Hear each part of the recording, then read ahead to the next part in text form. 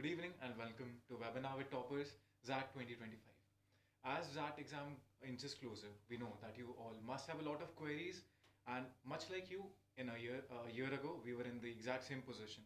So we're here to give you a couple of tips and tricks that might help you with the exam.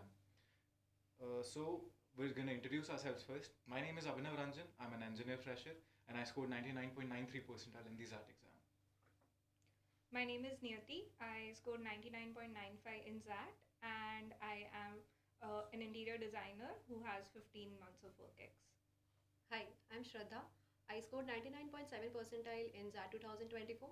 I did my economics honors and I have a work ex of 23 months. Hello, I'm Siddharth. I scored 99.89 percentile in XAT and I completed my engineering in 2022. Post that, I have a work ex of 20 months. We received over 3,000 queries from you, and we've designed this presentation such that we'll address most of them. So we'll just go over the agenda for today. We'll start with the XAT test structure, then give you a couple preparation tips. Then we're going to go over section-wise strategies, and finally we'll end with some DD tips. Just in case some of your queries aren't addressed, we'll deal with them over the YouTube chat. Okay, so starting with the XAT test structure. So as most of you must know that the test is going to be held on 5th January. So the test is divided into two parts. The first part is going to have 3 sections, which is verbal ability and logical reasoning, decision making, and quantitative ability and data interpretation. And part 2 is going to have general knowledge. The total time allocated for the test is 180 minutes, where 170 minutes are going to be for part 1 and 10 minutes for the GK part. The number of questions per section are going to be about 26 for VA LR. DM will have about 21 questions, QA and DI will have about 28 questions, and GK will have about 20 questions. Now, the marking scheme for the test includes +1 for each correct answer and minus 0.25 for wrong answers. Another thing unique for XAT is that after leaving 8 questions unanswered, you will have minus 0.1 for each question from the ninth. From the ninth question left unanswered. In the section-wise topics covered, in VA LR, we have critical and analytical reasoning, reading comprehensions, vocabulary and basic English grammar, and paragraph jumbles, close tests, etc. In DM, the questions will include scenarios drawn from personal and professional lives. In QA and DI, we will have questions from basic 10 standard mathematics and interpretation and summarization of data. And in GK, you will have questions from current affairs and static GK. There have also been a few key changes in the test structure. So the analytical essay writing component will now be a part of the GDPI process. It is not part of the test anymore. The number of GK questions have also been reduced to 20 from 25. And the scores of the GK section are exclusively used by XLRI for final selection process. So that is something you must know. And the test taking time has also been reduced to 180 minutes owing to the reduction in the number of questions. Now, moving on to the overall preparation tips. Okay, so firstly, we need to understand that XAT is a management entrance test, is not a generic rote learning entrance exam. So you should focus on developing your logic rather than memorizing all the formulas. Secondly, the questions in the XAT exam test skills across multiple areas like decision making or quantitative or English as discussed previously. So you should practice questions from all areas and on daily basis. A unique thing here is that there is no bondage as such per section.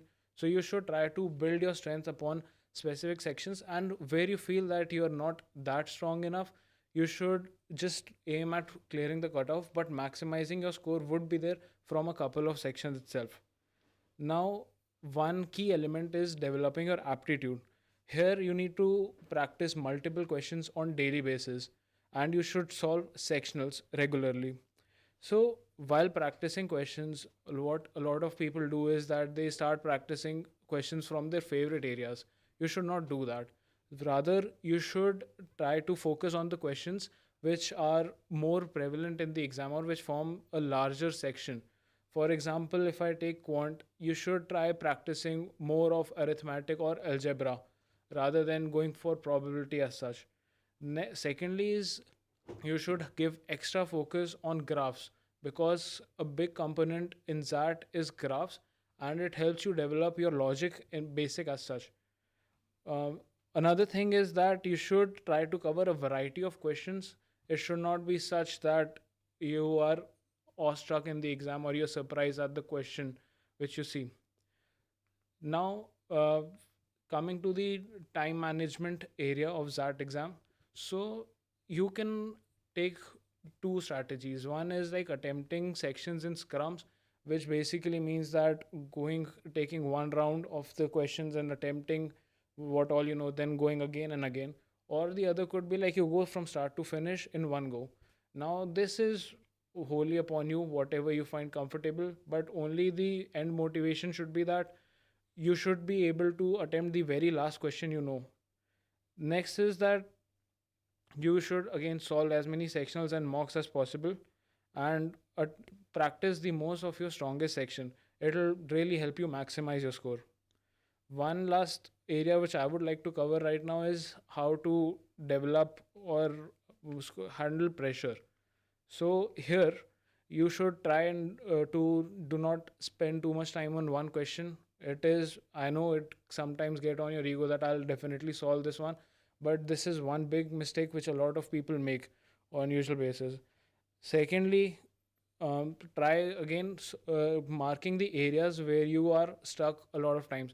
So there must be topics for sure which are tricky for you but form a good component in that. So you should definitely try to focus more on those areas. Lastly, I would like to say is that you should solve all of the decision making previous year sets because it really helps you, and you should try to understand the rationale behind the test taker. So next we would be covering section wise strategies, and we'll be starting by covering VALR.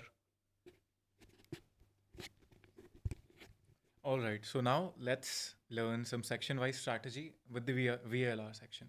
Personally, I've been reading books since I was very young. So we're all used to physical books, but the exam takes place on a screen. So I think that you need to familiarize yourself with reading stuff on the screen. In case you're reading magazines, newspapers, make sure that you read them on your computer screen and you familiarize yourself with the screen so that you do not get tired when you're attempting the exam for over 3 hours. Secondly, what I did was when you're attempting RCs, just rate them according to your areas of interest. As in, if there are 4 RCs, just rate them 1, 2, 3, 4 according to which area you're most interested in. What that helped me with was initially I could just rank them according to what I wanted to attempt first, and thus I could easily attempt the questions. And make sure that you're not reading all the RCs from the start to the end. Pay attention to the keywords, what the questions are asking you to answer, and then just breeze through the passage so that you get a gist of the passage. Now let's get some section specific tips from Shraddha. Hi. So for me personally, VRC is a section that requires consistent practice. So what worked for me is that like our tendency is to read topics which we are familiar with and what we enjoy reading. But I think it's very important to explore topics which is out of our comfort zone. So for this, I would recommend reading like a vast plethora of topics across areas like economics, business, social issues, history, etc. So a good sources would be Aeon essays. They are like pretty good sources to read across all the topics mentioned. And another major recommendation would be to read newspapers and editorials every day because I think it's very important to familiarize yourself with personal opinions that a writer mentions. Another golden tip that personally worked for me is that gaining understanding over the RC passage is very important because when you do that, you can handle almost any sort of question that comes up. So to aid that, I think what you should do is like practice summary writing every day. So pick up one para every day, do a little summary writing of it, and when you do it, you ultimately question yourself what to write next, and that is how you aid your understanding. And when reading is concerned, make sure that you write like 4 passages, like you read 4 passages every day. Okay, now on to the most unique section in the XAT exam, the DM section. The DM section is only present in the XAT exam, and what it does is it places you in the role of a manager who has to deal with decisions that might affect the company as a whole.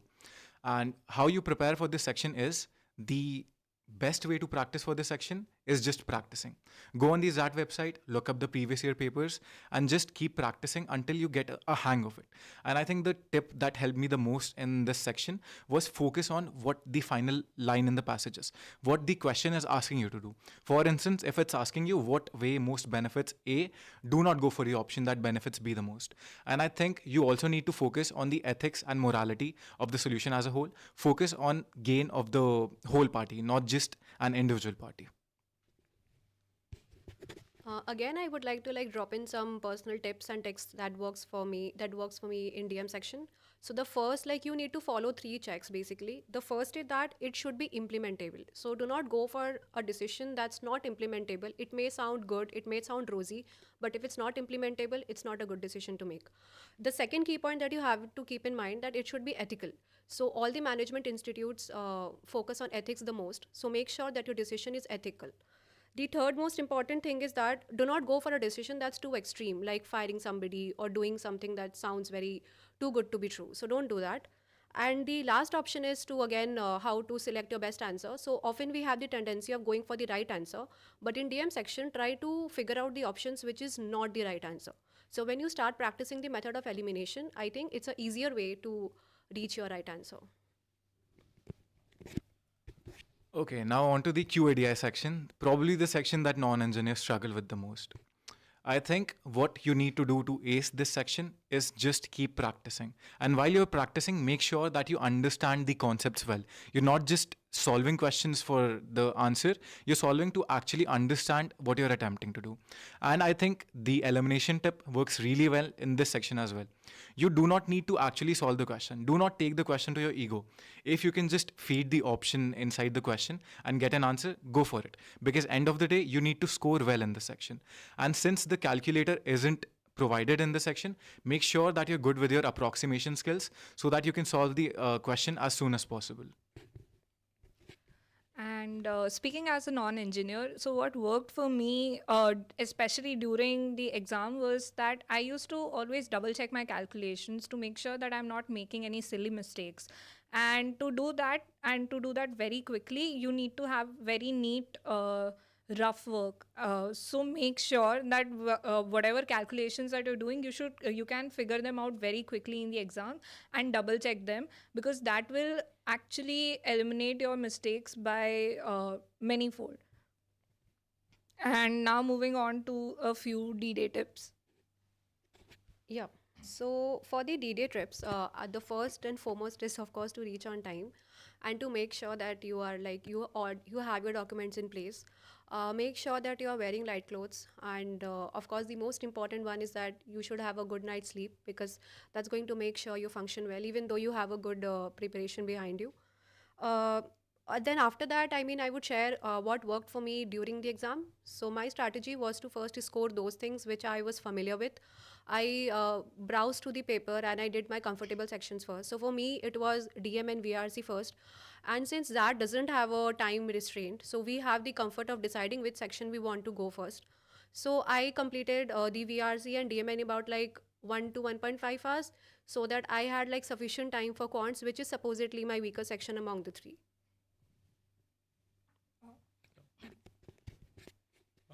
I'll share my personal experiences. So, as Shraddha mentioned, like her quant section was not that great. Me, on the other hand, I did my quant section within 1 hour, and I spared the rest of the time towards the DM and VA section.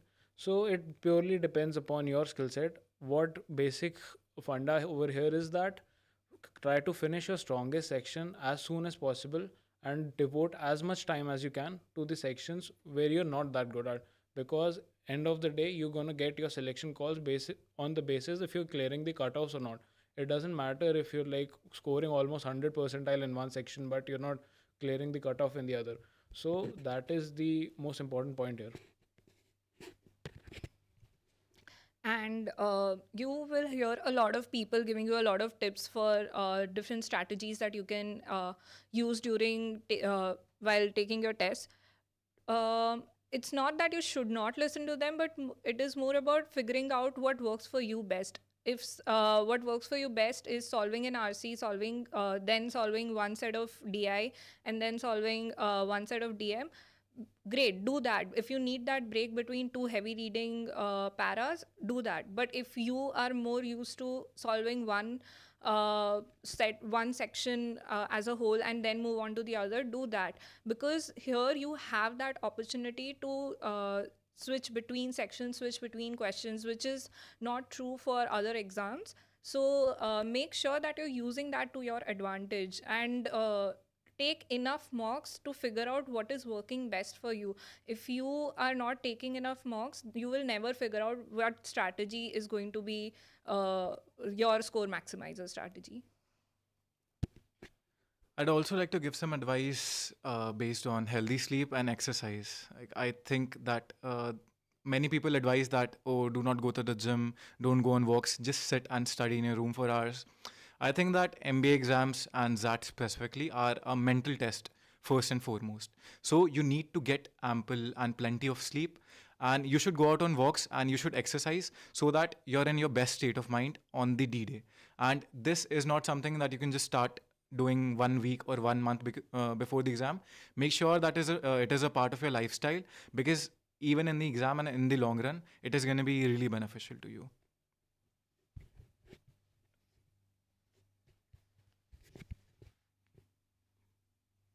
Okay, so we'll now be taking up like the common questions that came up in the PPT. So we'll start with a couple of questions. So we received a lot of questions revolving around, like how to ace the exam, if the preparation time that we have in hand is enough, and what section should we go for, how many mocks should we cover. So we have all the questions in place and we'll answer them as many as possible. So we'll start with the first question, and it comes with how to concentrate for long hours. It's actually pretty easy. You don't have to concentrate for long hours. The key is to take 30 seconds break in between whenever you need that breather. So don't shy away from that. Don't push yourself when you can't. So because that is the only way you will be able to ace this test. So take a breather between two questions if you need. If you are not feeling confident enough, trust the process that you've been through, trust your preparation, trust yourself, and just make sure that you're telling these things to yourself in those 30 seconds, and then again try to solve the questions. I would like to add one thing here, and what helped me personally to concentrate for long hours. I used to apply the Pomodoro technique, and I am sure that it's a familiar technique for most of you. So it basically requires you to practice like 15 or 20 minutes of cycle, and you have to like just devote yourself into it. You cannot have any distractions, and you have those cycles like 4 to 5 cycles, and then you allow yourself a break. So that's like you take a break of like, let's say 15 or 20 minutes, and you practice that whole circle for like 3 to 4 times, and then you take a long break. So that makes sure that you are on the track for the next few hours.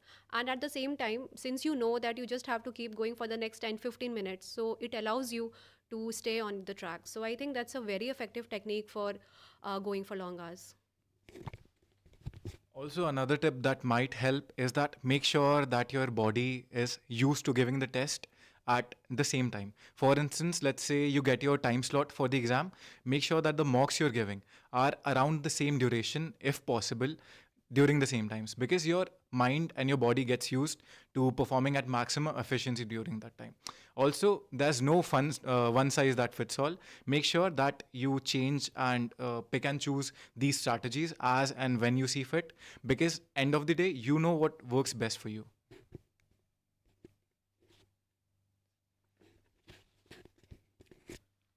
So the next question at hand is, how many months of preparation is required?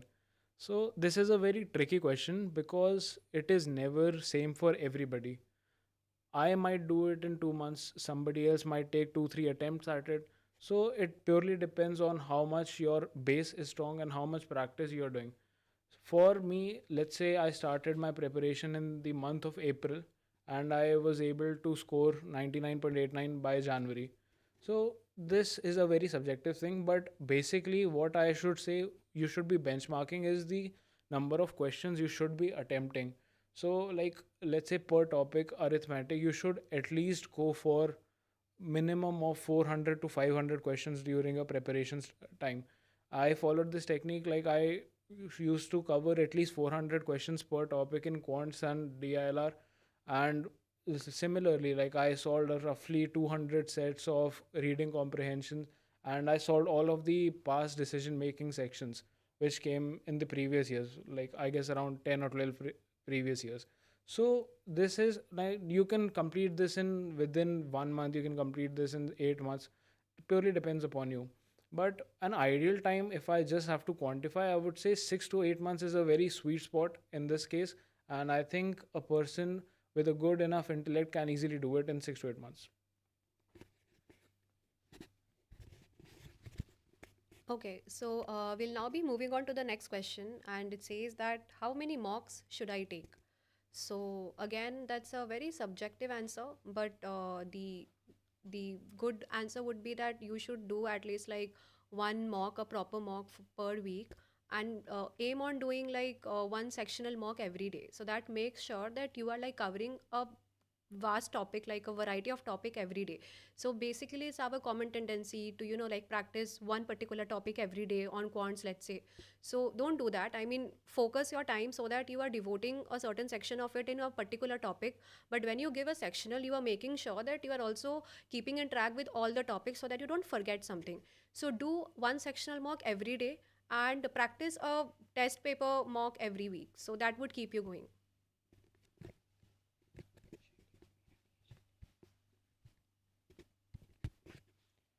One thing which I would like to add here is that while we are attempting the sectional mocks, you should focus on bringing in the variety. So, for example, let's say if you're gymming and there is a chest day, there is a leg day, there is a back day. So, we are bringing in variety so that there is an overall development happening for us. Similarly, you should like practice VALR section on one day, you should practice quant on the other. That will bring in more variety to it. Now, the next question. Also, sorry, just adding on to the same question. When you're taking these mocks, make sure that you're not taking too many mocks as well, because there is this thing called burnout, and you need to make sure that if you feel that that is coming up, you need a break, and take a break, take a day. Uh, just get your thoughts together, get your energy together before you attempt another one, because you might feel that if you see a lower score suddenly, you might lose your confidence.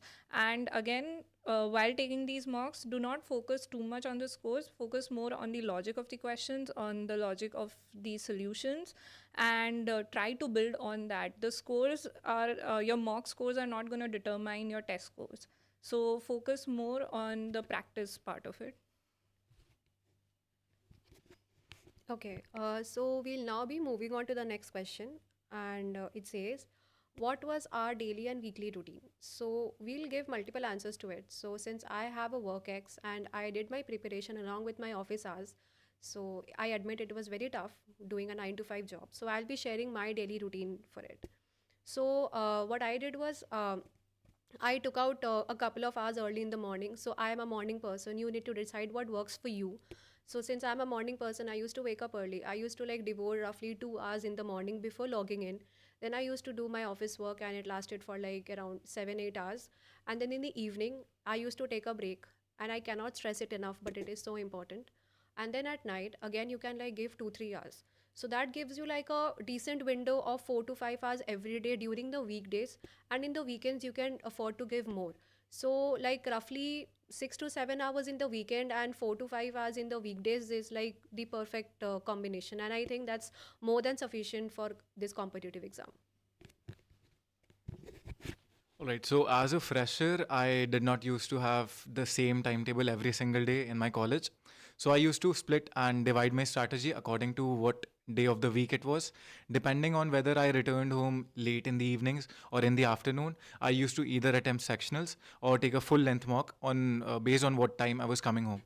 And in the evenings, I made sure to go on at least 1 hour walks or workout for at least an hour in the gym so that I got refreshed and got rid of the mental fatigue that I've had for the whole day. In the weekend, I made sure that I analyzed the mocks that I had done. I analyzed the mistakes that I was making consistently, and I made sure that I would know what went wrong during the mock and why I would not repeat it again. And I'd insist that this analyzing of the mock is more important than the attempt of the mock itself, because in the long run you need to keep improving yourself, and you cannot improve yourself unless and until you know where you're falling short. So make sure that you at least take out 2 or 3 hours a week to analyze the mocks that you're giving. I have a different schedule because I took a break before attempting my tests. So my schedules usually had like a majority of it being dedicated to quants because that was something that I was struggling with. VRC I was fairly confident with, but what I realized while attempting the mocks that I did not understand what was option elimination, and I had to build a logic for it. So for that I started practicing a few RCs a day as well. And DM, there's only one way to go about it. You have to solve PYQs. So I used to change my schedule so that it did not become too monotonous for me. So in quants, I would probably cover the same topic over 2 days, maximum 3 days. I would not do the same topic over the entire week because then I would also start feeling frustrated with it. So that is something that worked for me where I used to find a little bit of change, but I'm still doing what was needed. So even I had a work experience and I was preparing parallelly with my job. My job timings were a bit different. It was from 1 to 10, from 1 p.m. till 10 p.m. at night. And I am personally a night person, so most of my learnings happened after my office hours. So a simple thing is that again you just need to practice, and it is never enough. Just practice as many sectionals and mocks as you can. That is all about it. So, like, just one tip here. I think there is no one size fits all routine for everybody. I think the only thing that will drive you is your own motivation. So, if you really are driven enough, you will ultimately find out the right timings that suits you during the day. And I'm sure you will know what time works for you and how many hours you need to give, because that's very personal. But this is what that worked for us.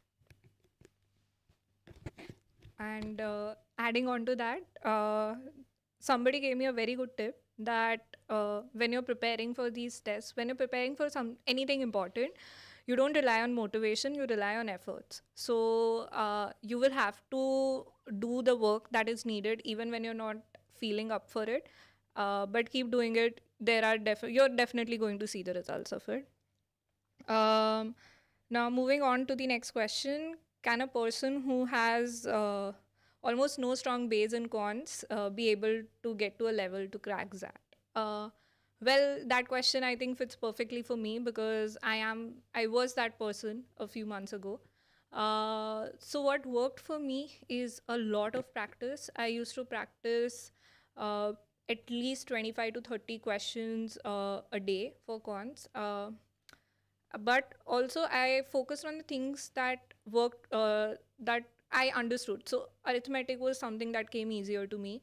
I could do algebra, I could do logical reasoning, DI. So I focused on that. I focused on my strengths. I made sure that I'm making as few mistakes in those questions as possible.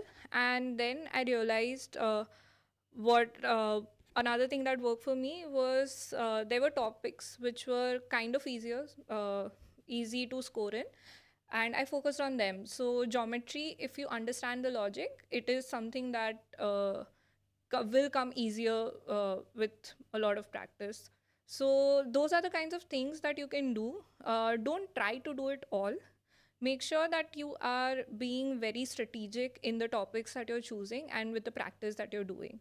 Don't just do everything blindly. Have a logic behind it, have a plan for it.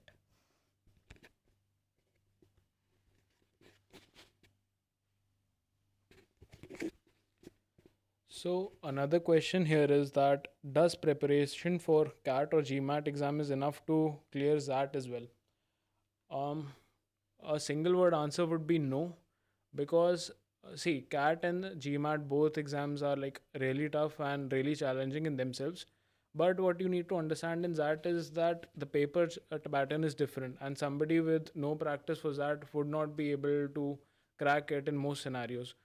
As we know by now, is that there is a decision making section, and if you have not practiced the questions, if you do not understand the rationale of the question setter, you will not be able to correct it, or you won't get good accuracy in it, and that's where a lot of people go south. So you definitely need to prepare this section. Also, I would say that the English part is a bit different in this paper, because here you will get poems as well, and they are tricky. They are not just simple reading comprehension. It's not like you'll just read it and you'll understand. You have to read between the lines, you have to stay, and you have to understand what is the author actually trying to say here. So these are a few areas where like it is different from other exams. So I would definitely advise you to invest extra hours in these sections, which most people do not. But trust me guys, it would be very fruitful.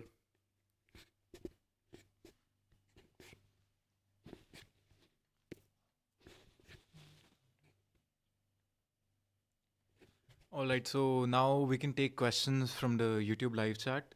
The first question I see is LOD 1 of arithmetic and algebra enough for XAT?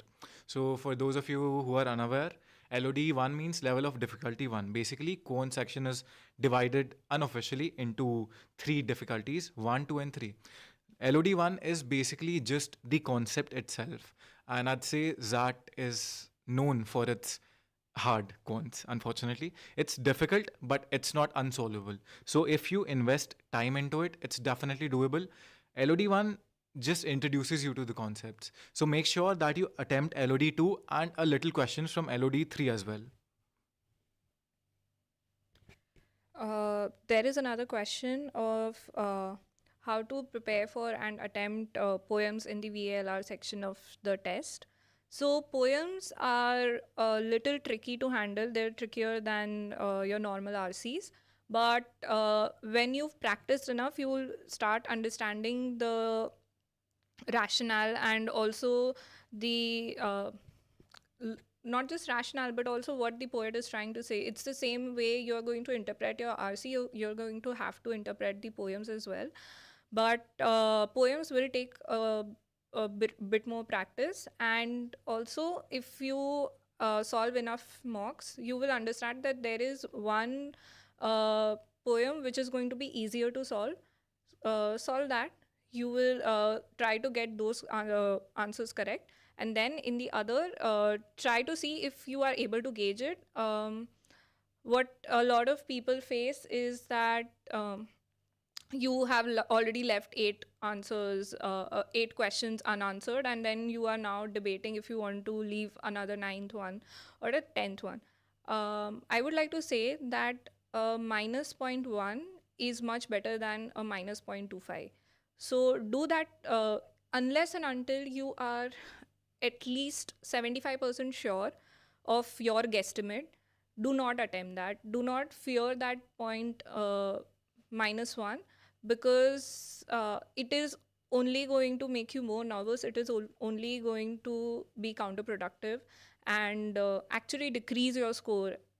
So make sure that you are aware about this as well. Okay, I'll take up the next question. It says how and where to start the DM section. So we did cover it during our slide, but I'll start with how you can start for the DM section. So you will see that there will be numerical based question and there will be situational based question in the DM. So if you are good with maths, then I think you should rather first start with the quant based DM questions, because they like are usually very straightforward in nature. So you can take a shot at it. And for the DM section, how to prepare, the first and the best source is the past papers, because you will understand what the institute is looking for.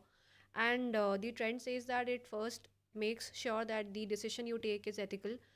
The second check that you have to keep in mind that it should be implementable. You cannot go for something that sounds too good, but at the same time is not implementable. You cannot do something very extreme, whether it's good or bad. And third is, and I think it's the most effective tip for DM section, please start with the elimination method. So eliminate those decisions which you know for sure that it's not going to work out, which fulfills these three criteria. So ultimately, you will see that you are either left with just one option, which is mostly the right one, or if you're left with two, then I think you can again make a comparison and go for the right one. So for the DM section, I think these are the foolproof tips that worked for me. But yeah, I mean, I'm sure this will also work for you, but please practice past year papers. So I would like to take two questions here, which I really liked. The first one is how do you prepare for DI or data interpretation? So one generic tip here would be to practice again approximation skills and practice as many graphs as you can. But one specific thing which I used to do and which I personally feel really helped me was that whenever you check any newspaper, like for say I took up Times of India, over there on the first or second page there is one column which shows graphs or trends. I used to analyze that it on daily basis, and that graph is actually pretty data heavy. So if you're able to analyze that, like say within 5 minutes, I think you're pretty good. You have a pretty good shot at data interpretation in the XAT exam. Another question which somebody was saying is that how many questions you need to get right for getting a 99 percentile. I would say that you should not fall into this rat race that I need to get these many questions right. It never works for anybody. You should rather focus on just solving as much as you can and with as much high accuracy as you can. If you're doing it perfectly, you'll definitely get a good percentile and get into your dream college. I'm seeing a few questions around where to prepare, like the XAT questions, how to practice for them. So on the XAT website itself, you will find the previous year questions. So that should be a very good resource for you. You can practice. You can actually practice the entire test series of it. So I think that should be your first and foremost resource that you should start solving, because that will give you a much better idea of the kind of difficulty of each section and the kind of answers that the test takers are looking for.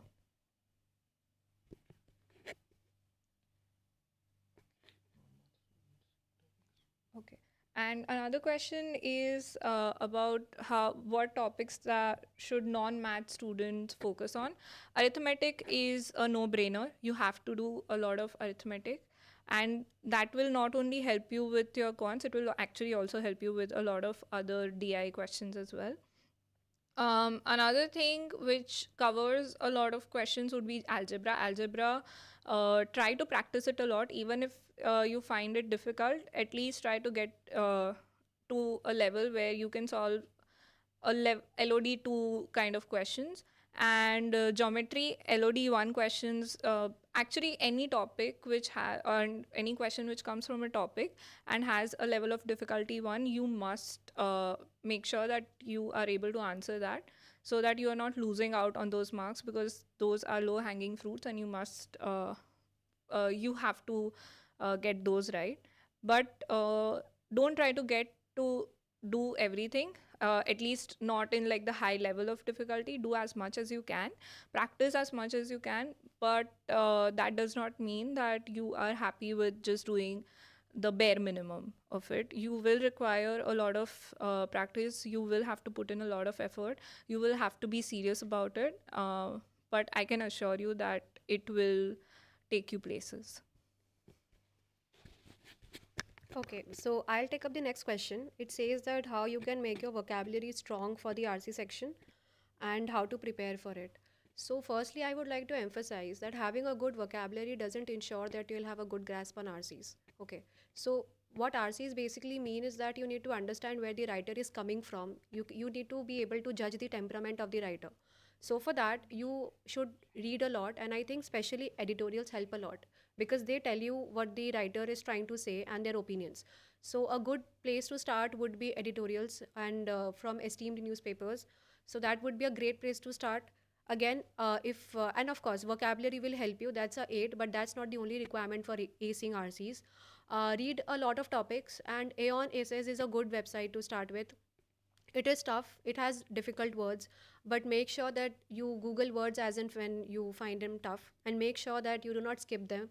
Understand, dig deep, and pick up one paragraph from the newspaper, one editorial, write a summary. So, when you do that consistently, you will automatically feel how much less time you are now taking to solve an RC. So, I think that's a great way to ace it. All right, so I see a question asking, can we crack XAT if we start preparing now? See, instead of staying in a regret and wondering why you did not start earlier, you should start preparation as soon as possible. The best day to start preparation was yesterday. However, the second best day to start preparation is today. So just start preparing from today. You have a sufficient number of months. The XAT exam is in January. You already have 3 months to prepare for it. And I think if you follow our tips and you devise strategies based on your own inputs, you can do well in the exam. There are also a lot of questions about the GK section. So GK section, as I mentioned before, it is going to have 20 questions. 12 are going to be current affair questions and 8 will be static GK questions. So for current affairs, of course, newspapers are your best source for information. And for static GK, you can just go for any kind of book which has facts and histories about different things that happen in India and around the world. So I think just GK doing this much should be enough.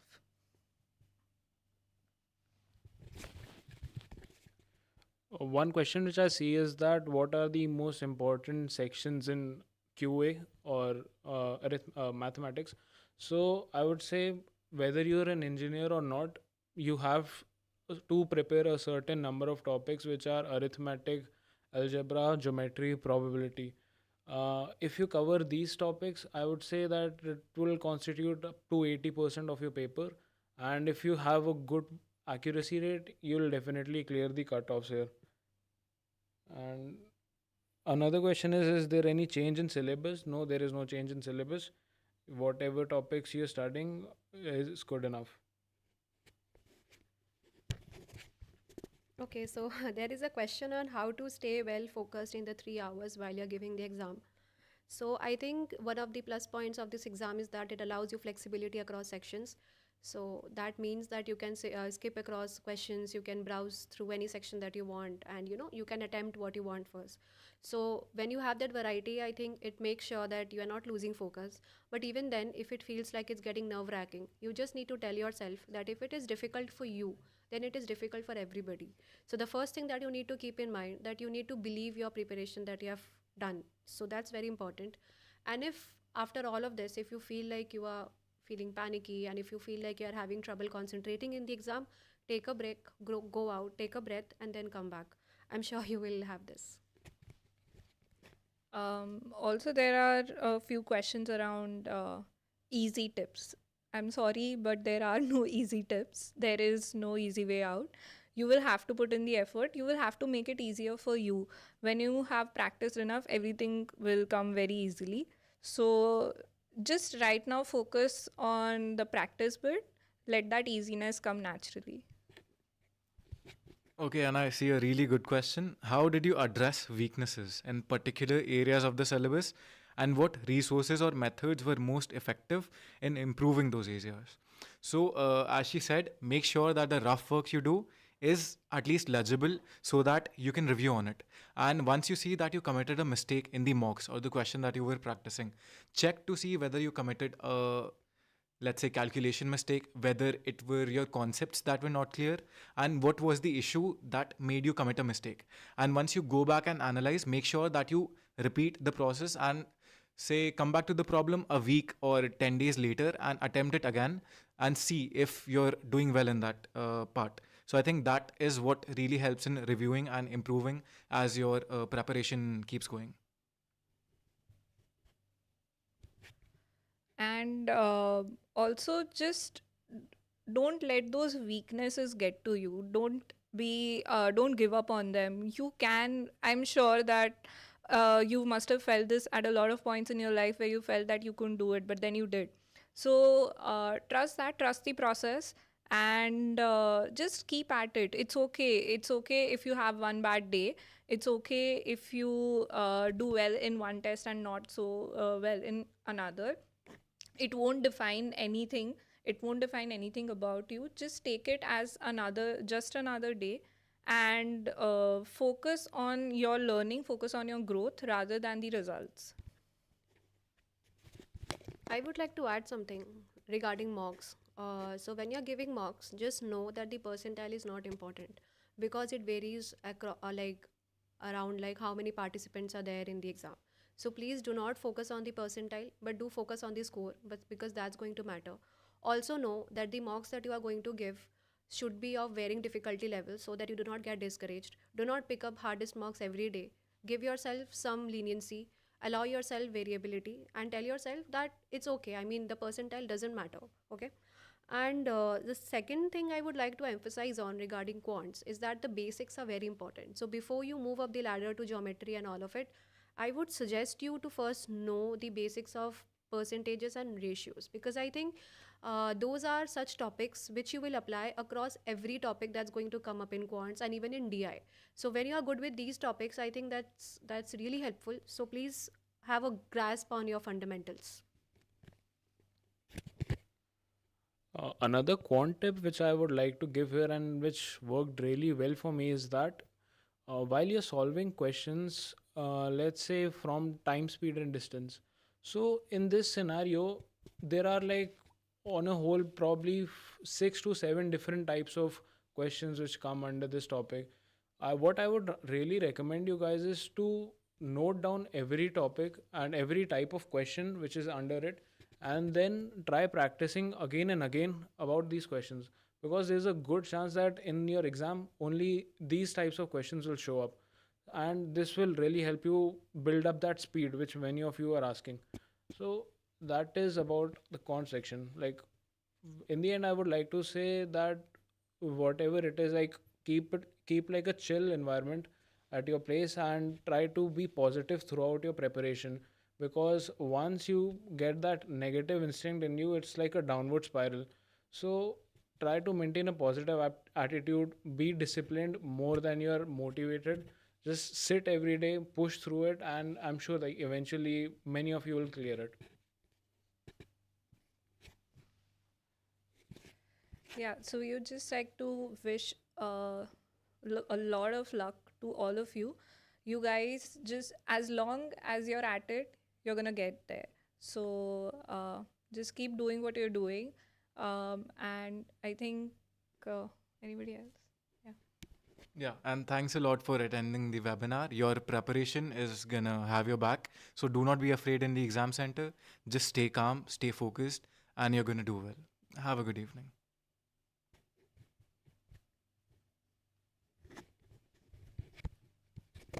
Also, guys, if you want to connect and if you want to have a chat with us, don't, it's okay. You can connect with us on LinkedIn. We are there to help you in our best capacity.